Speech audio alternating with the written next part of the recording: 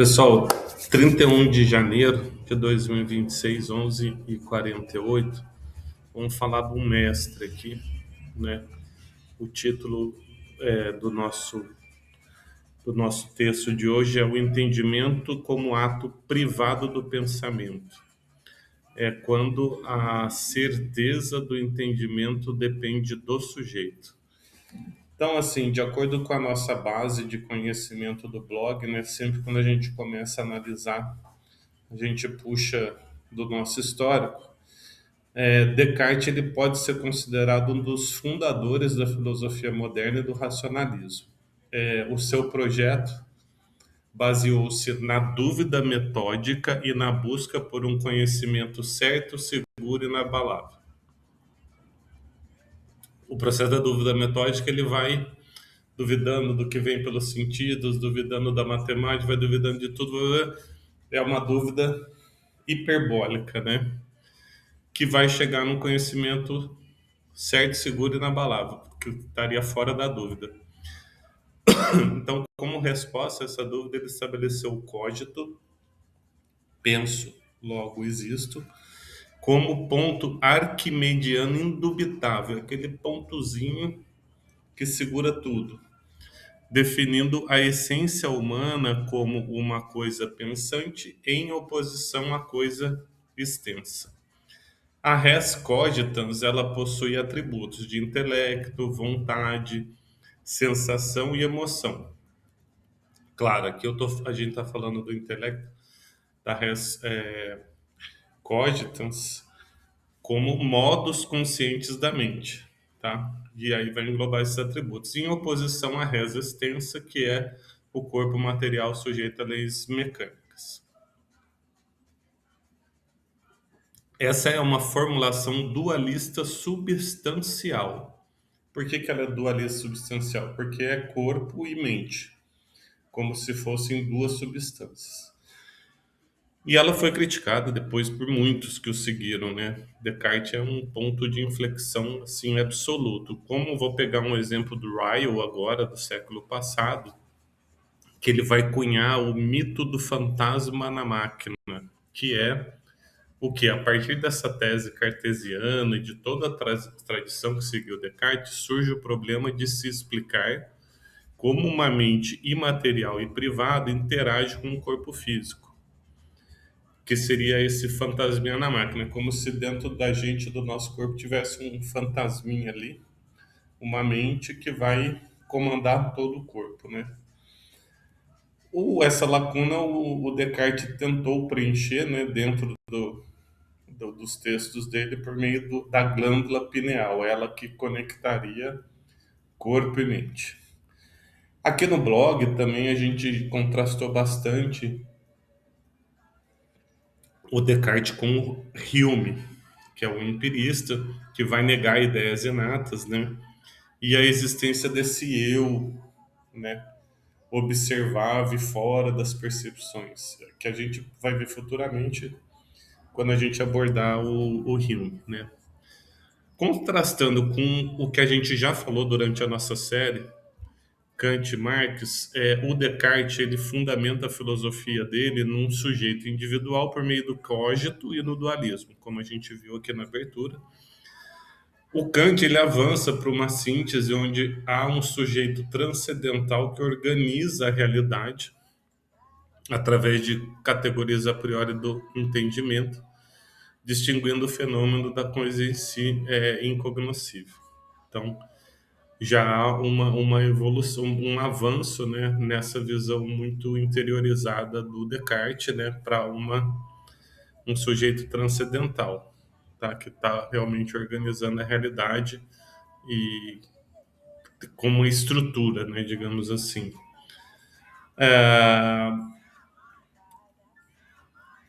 Em oposição a esse foco na consciência, né, de Descartes e Kant, o Marx ele inverte a lógica idealista ao sustentar que a consciência é um produto da vida social e das condições materiais de existência, sendo determinada pela base econômica, a infraestrutura que vai determinar a consciência. Então, não é esse sujeito, né, como o próprio a Revolução Copernicana do Kant, né? Que levou muito para as esferas transcendentais.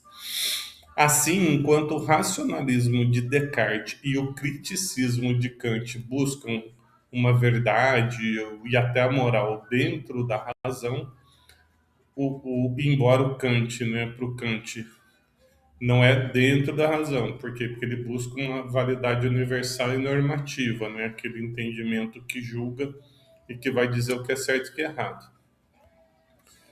O Marx, o materialismo dele foca na transformação da realidade material através do trabalho na superação das contradições sociais e da luta de classe. Então vamos direto aqui na nossa máxima, né? Eu falo e você me ouve, mas entende? Sob o ponto de vista cartesiano, uma possível chave de interpretação é a simetria entre certeza interior e acesso ao entendimento alheio. Então vamos dar uma olhada nisso, né? Começando pelo primeiro tópico, cogito, certeza do cogito versus opacidade do outro. Então, para o Descartes, a única coisa absolutamente certa é o que se apresenta claro e distintamente à minha mente, que são as ideias que estão dentro da mente. Eu tenho certeza de que penso e de que entendo o que digo, mas não tenho acesso direto ao seu entendimento. Assim, a nossa máxima, eu falo e você me ouve, mas entende, ela expressa algo profundamente cartesiano, que é o fato de que eu falar e você ouvir não garante em absoluto que você entenda. Por quê? Porque o entendimento é um ato mental, interno e inacessível de modo imediato a terceiros. Então, assim, a linguagem, ela é muito mais um sinal externo do que uma garantia de sentido. Por exemplo, no discurso do método, que é um livro do Descartes, ele observa que máquinas ou animais podem emitir sinais, mas isso não significa que entendam o que dizem. E aqui o Descartes ele coloca máquinas e animais como sendo autônomos, né, lá no discurso do método, se opondo a seres racionais, que seria nós humanos, né?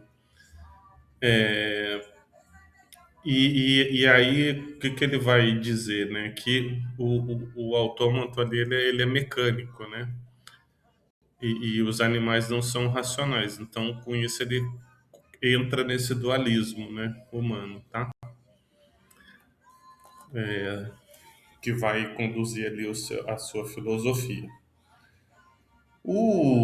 A linguagem, então, para ele é um indício de racionalidade, não é uma prova conclusiva do entendimento efetivo em cada caso. Ou seja, não é porque a gente, o ser humano, inventou a linguagem que ela garante um entendimento efetivo. Não, ela é um indício de racionalidade, ou seja, a gente é capaz de se comunicar pela linguagem, porém, né, vai se seguir que a gente pode dizer que ouvir palavras é um ato físico, mas entender o sentido é um ato do intelecto. Daí que nada na audição vai garantir esse segundo ato, tá?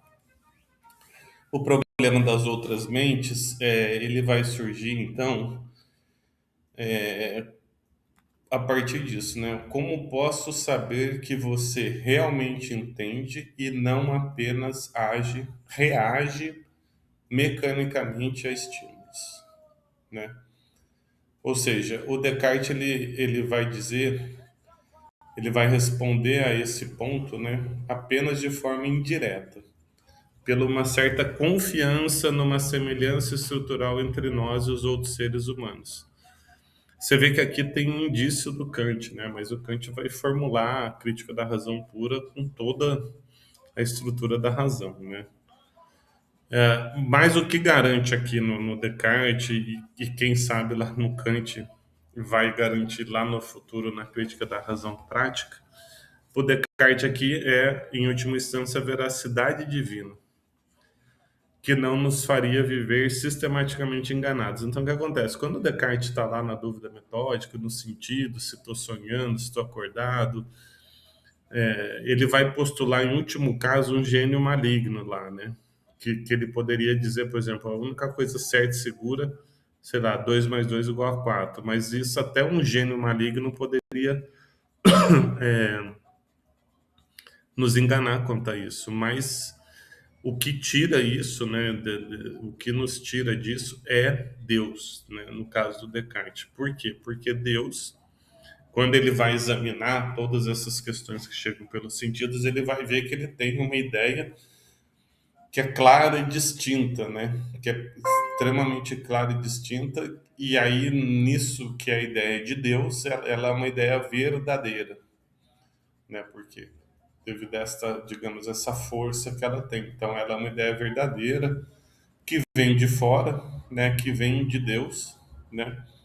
E então é ele que permite que a gente possa se entender e eventualmente que existe uma outra mente, né? Assim, aqui a gente está falando na série aqui, né, dos filósofos, né, comentando a nossa máxima, e o próximo aqui que a gente vai ser o Carnap, que, cara, aí a gente vai para um outro mundo mesmo de filosofia da linguagem, etc. A gente aqui ainda está ali no século XVI, XVII e por aí, depois de Marx e tal, né? Mas a gente não quer rebater o filósofo assim explicitamente, nem entrar em muito, né, cara, de cada filósofo. É mais uma visão geral.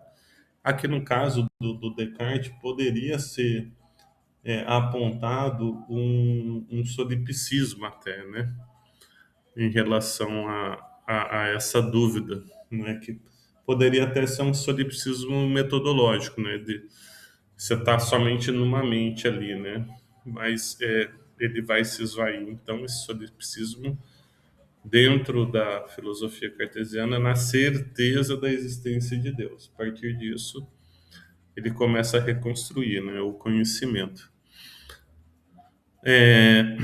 Por fim, entendimento não é transferência, é reconstrução. Então parece assim, né, cara? Eu tô falando algo que eu entendo, né? Se eu tô falando. Aí você entender não é que eu vou te transferir exatamente esse entendimento que eu tenho, não. Para o Descartes, o sentido não passa da minha mente para a sua como um objeto. Não.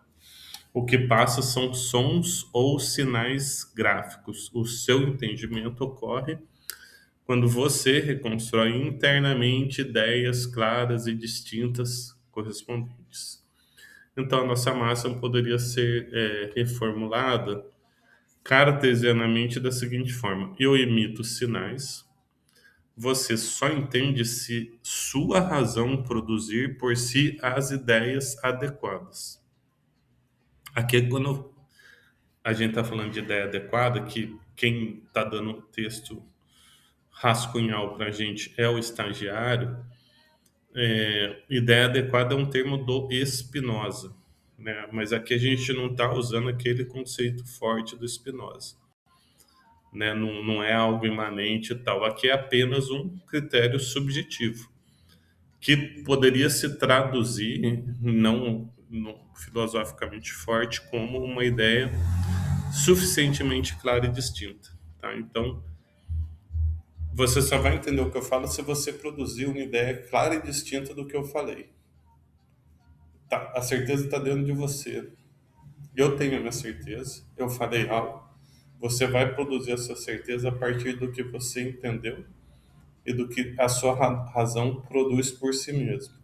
Então, nunca, digamos assim, o entendimento vai ser igual. Nunca.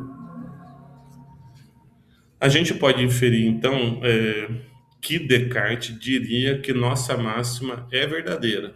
Eu falo, você me ouve, mas entende?